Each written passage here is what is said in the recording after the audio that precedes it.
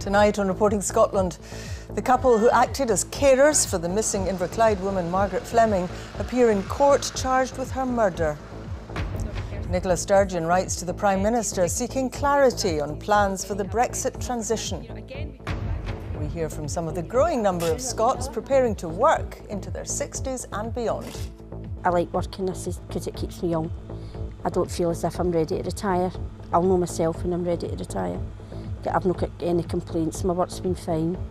Also on the programme, Aberdeen boss Derek McInnes focuses on his team amid speculation linking him to the vacant manager's job at Rangers. And every picture tells a story, but has this one been hiding a portrait of Mary, Queen of Scots?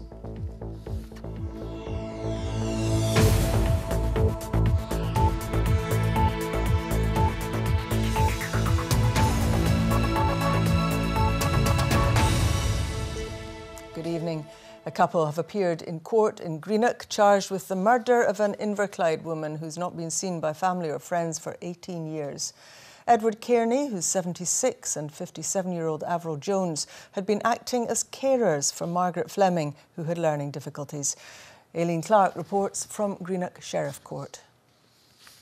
Since October last year, police have been treating Margaret Fleming as a missing person.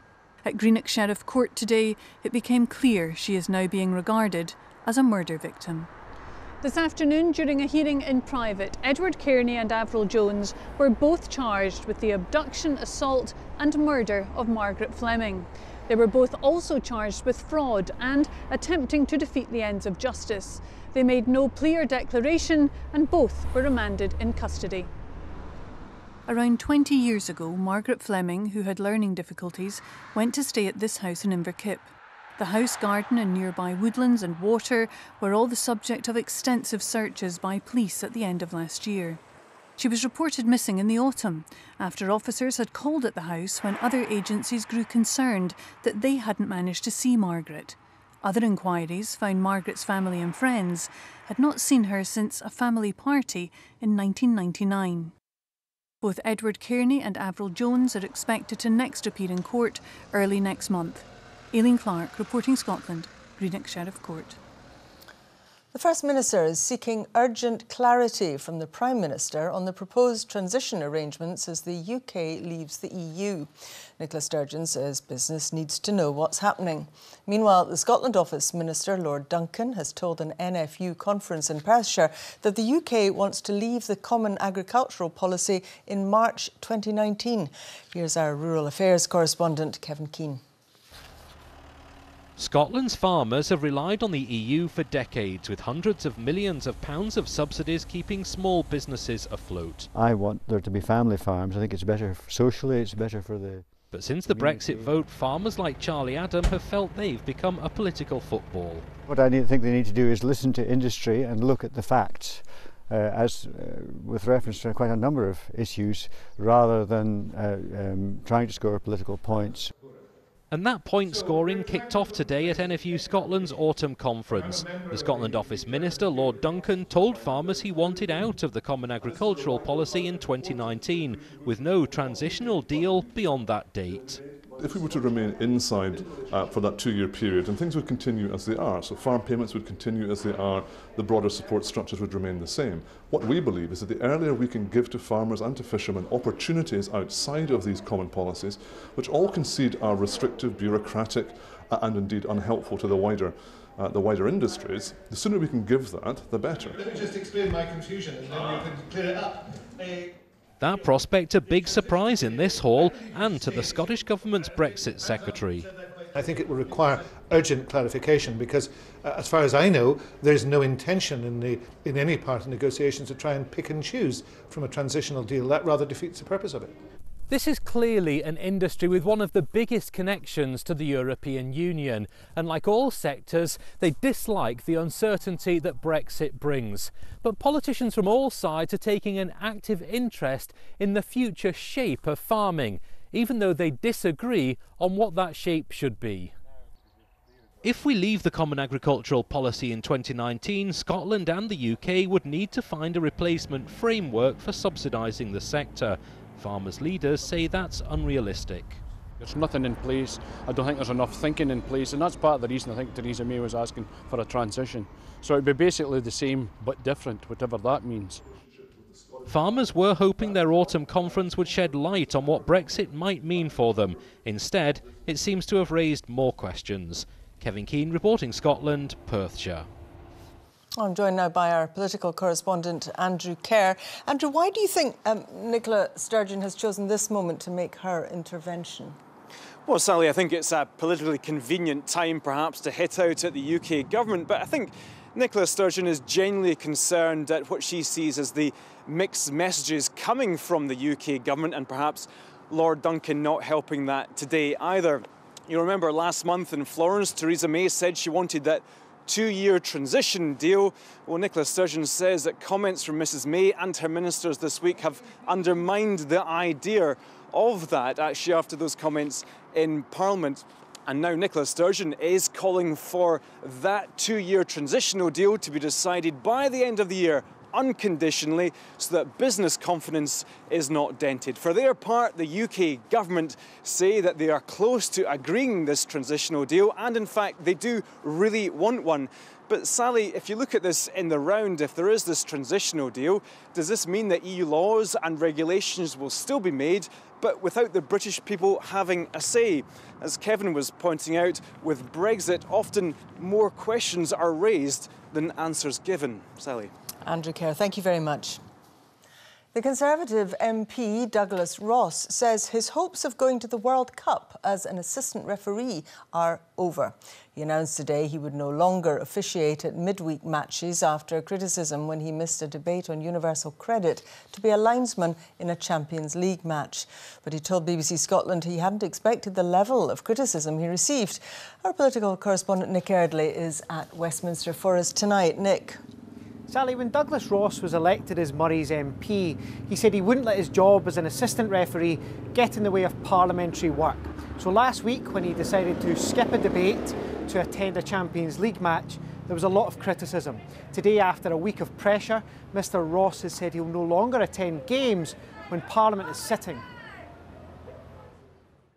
Meeting Lionel Messi, one of the world's greatest footballers, in the Nou Camp as his colleagues debated universal credit.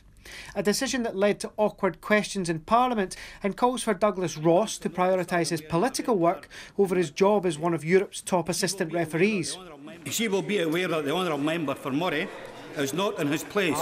Indeed, he is in Barcelona doing his other job, today of all days. Now he said he won't be available for matches when Parliament is sitting. But should he have made that decision sooner?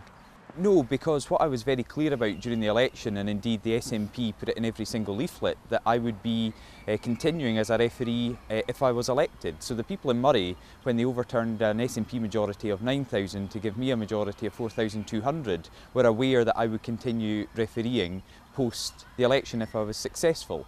But I wasn't prepared for the level of criticism that came my way. Some said it was ironic Mr Ross missed a vote on benefits changes when claimants might face sanctions for missing appointments. In response, a dig at the voting records of some SNP MPs. It would be the same irony that someone looking at the voting records of some of my political opponents would say, well, if Douglas Ross has a voting record of 96% but others have a voting record of 20%, should they be sanctioned? I understand why people are saying that, but I also think certainly local people who I've spoken to understood why I wasn't at that debate, but also welcome the fact that less than a week later I was able to talk about universal credit in the House of Commons. That decision means hopes of officiating at the World Cup are over. Some think Mr Ross should stop weekend games too. He'll be back running the line tomorrow as Hearts host Rangers at Murrayfield and back in Parliament next week. Nick Eardley reporting Scotland, Westminster.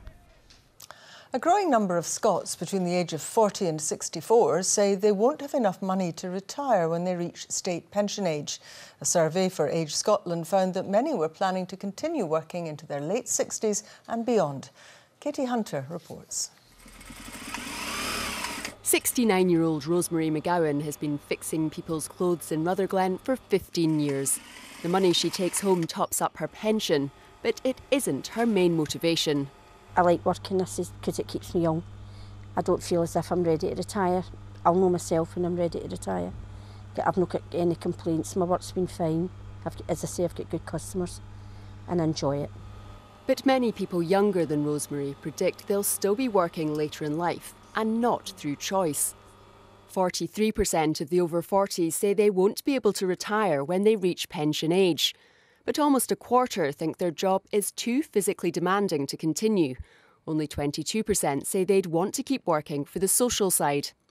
Age Scotland wants the Scottish Government to fund career MOTs for all 50-year-olds so they can better plan for retirement. What we're trying to encourage is that people early enough in their career will have a financial awareness of what they need to potentially make some different choices, different things they might want to do to make sure they can afford retirement. And also some retraining might be, some change of job in some aspect. The Scottish Government says it's determined to do all it can within its current powers to enable older people to remain in employment for as long as they want. So what about people in Rutherglen? What are their plans for retirement? I'll probably keep working till I drop, basically. I don't get my state pension until I'm 66, which makes it a bit of a journey, so you're kind of forced really into working that bit longer, but quite happy at the minute. Ideally, you'd like to be able to retire earlier, but unfortunately, not many people can. I don't have any plans yet, sorry. I'm too young to think about that just now. But Age Scotland says the sooner people start planning their route to retirement, the better. Wednesday next week, that's good for you. Even those who love their jobs. Katie Hunter, reporting Scotland, Rutherglen. You're watching BBC Reporting Scotland. It's 20 to 7. A reminder of tonight's top story. The couple who acted as carers for the missing Inverclyde woman, Margaret Fleming, appear in court, charged with her murder. And still to come, complaints that a building has been vibrating prompt housing bosses to ask residents to consider moving out. Voting opens today in the contest to replace Kezia Dugdale as the leader of the Scottish Labour Party. Those eligible to vote have until November the 17th to complete and return their ballot papers. The winner will be declared the next day. Two contenders are in the race, MSPs Richard Leonard and Anna Sarwar. Our political editor, Brian Taylor, profiles the contest. Labour's choice, Richard Leonard and Anna Sarwar. We need to restore confidence, restore a bit of faith amongst our supporters, and I think we also need a bit of fire in our bellies as well. I have the energy, I have the ideas, I have the vision, I have the resilience to lead our party and also take our party back to power. They differ on Europe. Richard Leonard campaigned to stay in the EU, but says he respects the referendum and so voted at Holyrood to withdraw, urging a focus on jobs and workers' rights. And Anna Sarwar says permanent UK membership of the single market and customs union would protect jobs. They differ on benefits.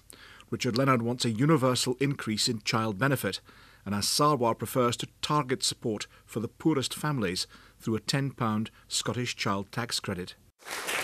It's about transforming Scotland. But it's more fundamental. Richard Leonard has consistently backed left-wing positions, even when they were out of Labour favour.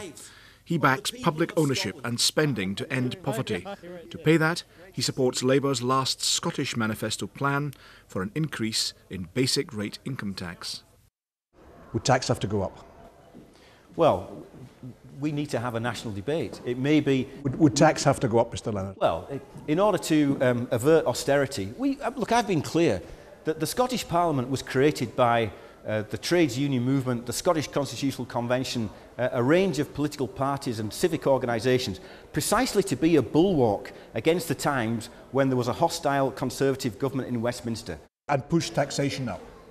If that's necessary to avert Tory austerity to pay for public services, then I think that's a price worth paying. Oh, we're going to come up with completely new ideas. Yep. Anna Sarwar says he's offering just that. Initially critical of Jeremy Corbyn, he now supports him. He'd fund public spending increases in Scotland by raising nearly £700 million more in tax, while protecting those on lower incomes and applying a 50p rate to earnings over 100,000. We're asking those people that earn below the median wage to get a tax cut so there's more money in their pockets so we can help lift them out of poverty.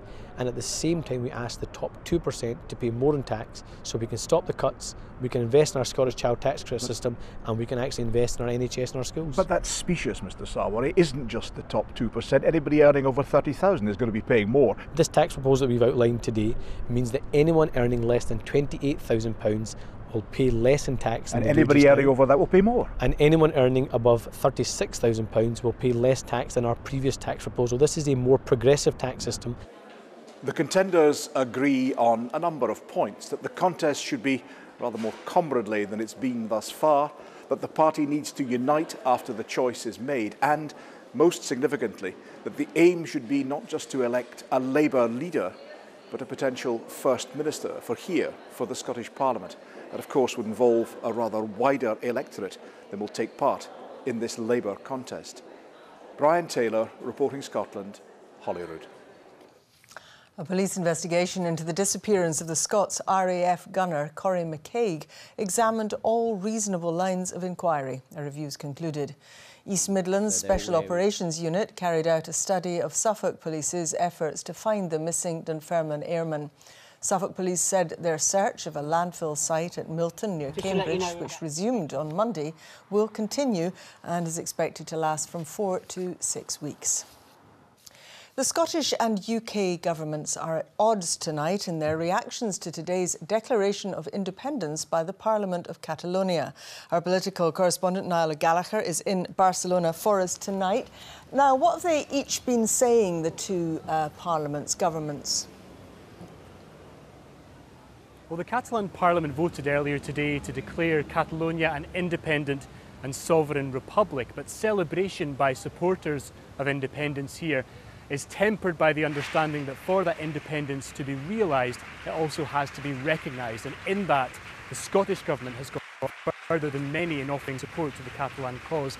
Tonight they've said that they understand and respect the position of the Catalan Government, that today's declaration only happened after repeated calls for dialogue were rebuffed by Madrid, and further saying that the imposition of direct rule from Madrid cannot be the solution. Once again, as happened on the day of the referendum here at the beginning of the month, that puts the Scottish Government diametrically opposed to the position of the governments of the United Kingdom, who have said tonight that they do not and will not recognise the declaration of independence here in Catalonia, saying they want to see Spanish unity preserved and the rule of law upheld.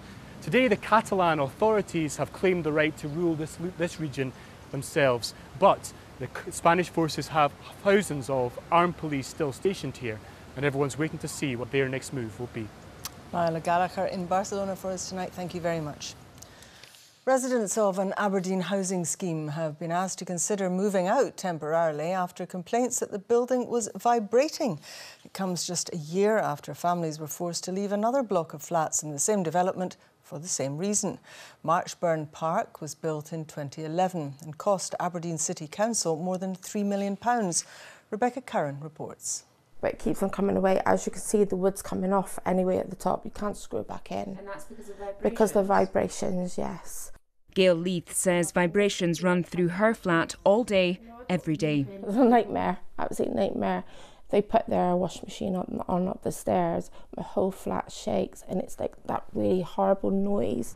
Last year, residents in this block of the same development were moved out permanently after they complained about the building vibrating. Aberdeen City Council has now written to residents in 12 flats in 2 other blocks, telling them a construction fault has been found. They've been asked to move out and offered temporary accommodation. This resident, who moved out last year, is considering legal action. They didn't know what was wrong with that building. They used it and we were used as guinea pigs. They should have had us out of there back in 2013, 2014 when the complaints first went in, and they could have been in there and they could have had it investigated and sorted. The flats were built in 2011. Aberdeen City Council say the contractor will pick up the bill for the repair works.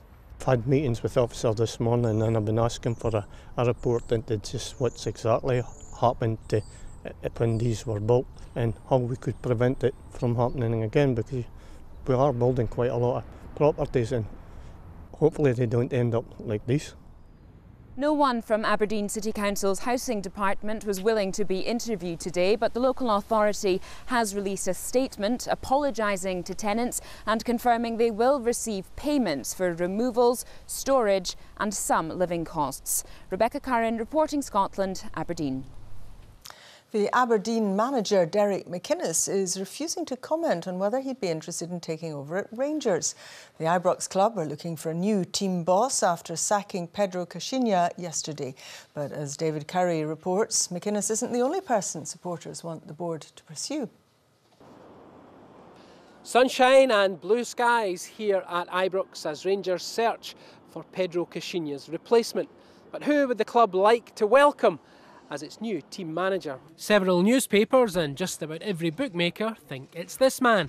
But he's contracted by Aberdeen till 2020, so sizable compensation would have to be paid.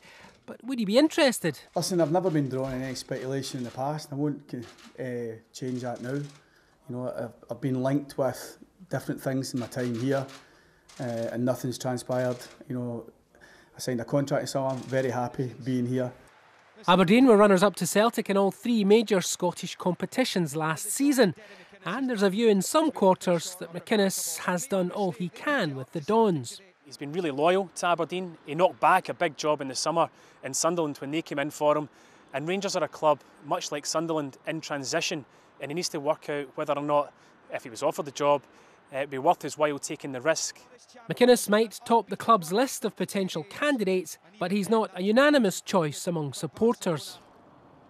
I was McLeish, because when he was here, Rangers won everything. I would like Alec McLeish back, because he would start with the defence first and work his way forward. You take Derek McInnes in a heartbeat at Rangers, an absolute heartbeat. But again, it comes down to money. Fans have their favourites, of course, but the decision about who becomes the next Rangers manager will be taken behind these closed doors. David Curry, reporting Scotland, Ibrox. An unfinished portrait of what's believed to be Mary Queen of Scots has been found hidden underneath another 16th century painting. The discovery was made when the picture was X-rayed as part of a research project in Edinburgh. It's going on display at the National Portrait Gallery from tomorrow. Better display than we've got for you, I think. Our reporter Andrew Black got a preview. Sir John Maitland was one of the most powerful Scottish politicians of the late 16th century. He was King James VI's right-hand man and was immortalised in this portrait by Adrian Vanson, who worked as the royal family's in-house painter. The portrait was X-rayed as part of a research project, and it revealed something remarkable. I was developing the test X-ray plate down in the lab, and I went to look at it when I got it out of the rinsing water. And I saw that there was a female face. My initial thought was, oh no, I've developed someone else's test plates. But as I looked at it in the light, it became clear to me that it was actually the correct test plates, and also that it might be Mary Queen of Scots. So how can we be sure? Well, for one thing, Mary had quite a distinctive nose, but there was other evidence. The outlines of the French cap, which Mary traditionally wore in the majority of her portraits. And the big question, why would the artist cover up a portrait of Mary Queen of Scots with someone else? It's dated 1589, and Mary, of course, was executed in England in 1587. Now, Mary had already become quite a controversial figure in Scotland. She was implicated in the murder of her first husband, Lord Darnley, and then her execution was due to the fact that she'd been revealed to be a conspirator with Spain in a plot as Catholics to overthrow Elizabeth I, who was a Protestant monarch. So to openly display a portrait of Mary at this time would have been quite a dangerous choice. Well, here's Mary Queen of Scots in her full glory. This portrait was painted in around 1610 by an unknown artist. There aren't that many of these in existence, and that's why there's been so much fascination with this latest discovery. A find like this is rare, but it's hoped that using X-ray technology on similar works of art may shed more light on Scotland's secret history. Andrew Black, reporting Scotland, Edinburgh. Oh, fascinating. Well, it's been a gorgeous autumn day, hasn't it, Chris? It has indeed, Sally. Thank you very much. What follows? All change tomorrow, I have to say. Hello there. Some lovely autumnal conditions for most of us today. Bit of cloud around at times, but certainly for some of us, hardly a cloud in the sky. Now, there was some thicker cloud towards the northwest, and you can see on the satellite picture how through the course of the day this has spread its way further south and east and continued to thicken up overnight tonight. Quite a windy night as well, particularly for the far north of the mainland and the Northern Isles. Gale force gusts from the west here. Patchy rain in towards Shetland and Orkney, and some patchy rain across the upslopes in the west. So a cloudy, breezy night, not as cold as last night. Temperatures there in towns and cities. Tomorrow, and the high pressure we've had today is sort of shunted away down south, so we'll hold on to that westerly flow, bringing further cloudy skies and some patchy outbreaks of rain, misty and murky at times in the west, and it will be another windy day. Now, through the course of the day, that sort of light rain and drizzle slowly edging its way eastwards, perhaps a few spots through the central lowlands for a time. Any brightness limited. There will be some towards the east coast, and despite it being a cloudy, windy day tomorrow, actually quite mild compared with today. 13, 14, 15 Celsius by mid-afternoon, but cloudy, breezy and, as I say, damp at times in the west. Towards the east, certainly to the lee of the Cairngorms, we could be up to 17 degrees, but it will be fairly windy, as I say, and indeed quite cloudy. And once again, around northern coast and the Northern Isles, the wind's strong to gale force. And if you're hill walking or climbing tomorrow, the winds will be key. These are the steady wind speeds, but at times expect gusts perhaps up to around 70 miles an hour storm force. And cloudy with some patchy outbreaks of rain. Come further east, still very windy indeed, but perhaps some breaks in that cloud through parts of the Perthshire Hills and Angus Hills. Elsewhere, cloudy, damp at times. If you can choose between Saturday and Sunday, I'd head up Sunday. Now, the rest of the afternoon into the evening and overnight, and we start to see a change. Got a cold front here slipping its way southwards, introducing colder air but clearer air. So the cloud will slowly be sort of pushed away as we introduce this cold Arctic blast. And it's colder air but clearer, as I say, which means Sunday, much brighter, much sunnier, much colder. Now, still quite windy across the north and northeast, a scattering of light showers here, wintry over the hills in the northeast, perhaps even some sleet to lower levels for Shetland. But for most of us, a bright, breezy but cold day. However, treat yourself to an extra hour in bed. Don't forget, clocks go back 1 hour overnight, Saturday to Sunday. That's the forecast for now. Thanks very much, Chris. A reminder now of tonight's main news. The constitutional crisis in Spain escalated today with Catalonia's regional parliament in Barcelona voting for independence from Spain and the Spanish parliament in Madrid voting to impose direct rule over Catalonia. A couple have appeared in court in Greenock charged with the murder of an Inverclyde woman who hasn't been seen by family or friends for 18 years. And that's Reporting Scotland. I'll be back with the headlines at 8 and the late bulletin just after the 10 o'clock news. Until then, from everyone in the team right across the country, have a good evening. Bye.